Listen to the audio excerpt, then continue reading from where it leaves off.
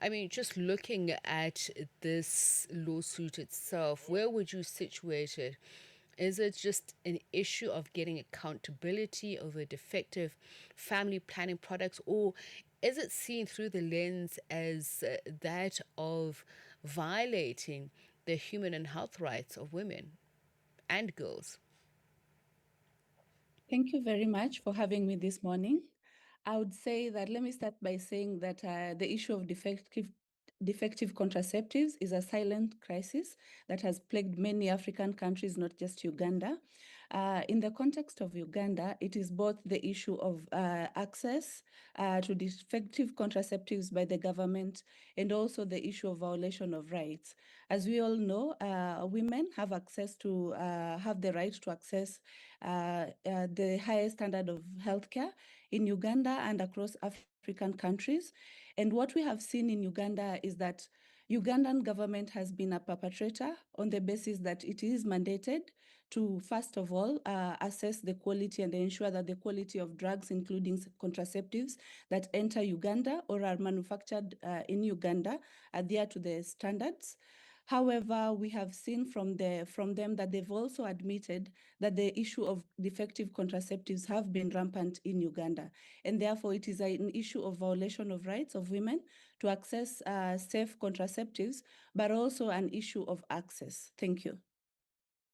I want you to just take us through the legal interpretation of just that distinct difference between a defective contraceptive and an issue of reproductive justice rather than product liability. Thank you very much. So, the issue of defective contraceptives essentially means that the quality of the contraceptives does not meet the required threshold, which has been at the international level has been set by the WHO, which requires that either goods or services, which include contraceptives, be accessible, available, acceptable and of good standard or quality.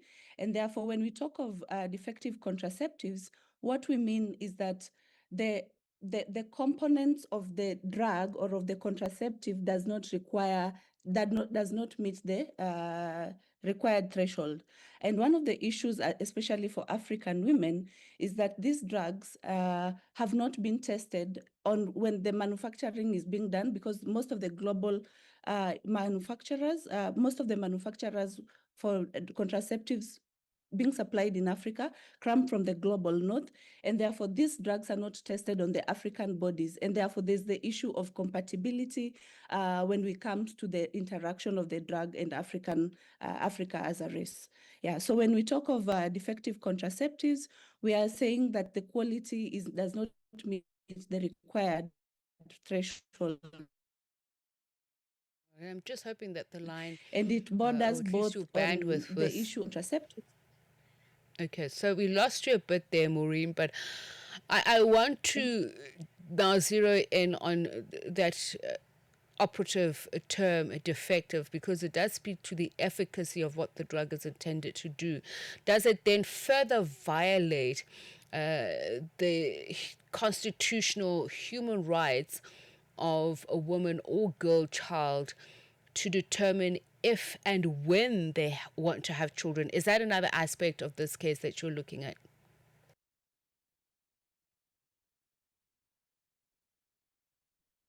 Thank you very much. That is a core component of the case, because women have a right to reproductive health, which entails family planning. So a woman can decide when and how to have a child.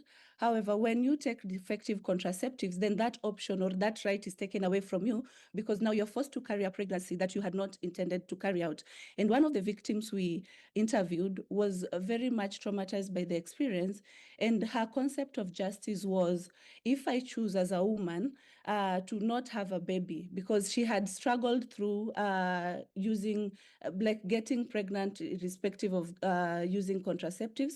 So she changed to a different contraceptive, hoping that that would help her plan her family. However, as we have seen, several months or months into the contraceptive, she again conceived. So it is an issue of violation because every woman have a right to family planning, and therefore, if that option is taken away from you, it amounts to violation of your right to reproductive health.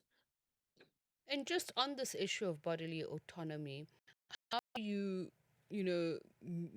link the two in terms of systemic governance failures and this violation of reproductive health rights? Because, and I'm not a lawyer, but I am just wondering, because this is often what we're told about contraceptives and their efficacy, that they are not foolproof, they're not 100%. Is it a challenge that you think you might face in terms of your legal arguments? Thank you very much. I would say that that is a challenge that we might face because each contraceptive comes with a label or a warning of the percentage of efficacy.